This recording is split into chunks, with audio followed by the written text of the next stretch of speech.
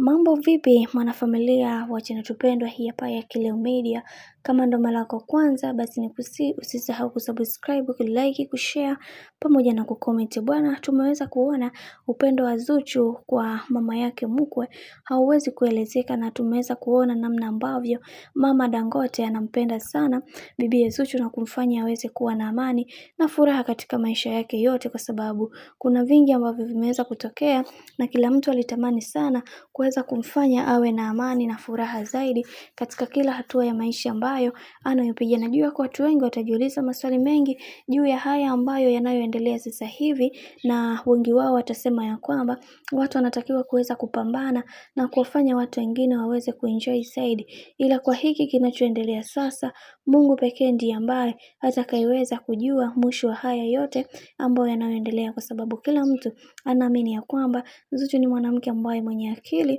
na anajua namna ambavyo ya kuweza kutatua matatizo yake yeye kama yeye, kwa sababu watu wengi wanajua Zuchu ni moja kati ya mwanamke ambaye mwenye kujielewa na anajitambua kwenye kila hatua ya maisha ambayo anayofanya. Maana tumeweza kuona baadhi ya watu wengi waliweza kufunguka vingi na kusema mama Dangote hana mapenzi ya dhati kabisa na bibi Zuchu, na leo hii mama huyu ameweza kutoa ukimya na kuweza kuzungumza kwamba hakuna mwanamke ambaye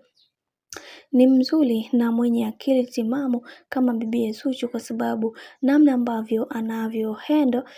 maisha yake kwa mume wake ni kitu kizuri, ila ni vile tu mtoto wangu mwenyewe hakuweza kutulia, na wengi wao waliamini ya kwamba kwenye hiki kinachoendelea sasa Mungu mwenyewe ndiye ambaye atakayeweza kusimama imara na kuhakikisha kila kitu kinakwenda kuwa sawa. Najua kuna wengi watajiuliza maswali mengi juu ya haya ambayo yanayoendelea. Majibu ni kwamba kila mtu anatamani kuweza kuhakikisha maisha ya bibi Zuchu yanakuwa katika misingi na mikakati iliyo bora, na wengi wao wakamsihi sana aweze kusimama na kuhakikisha maisha yake yanakuwa bora zaidi.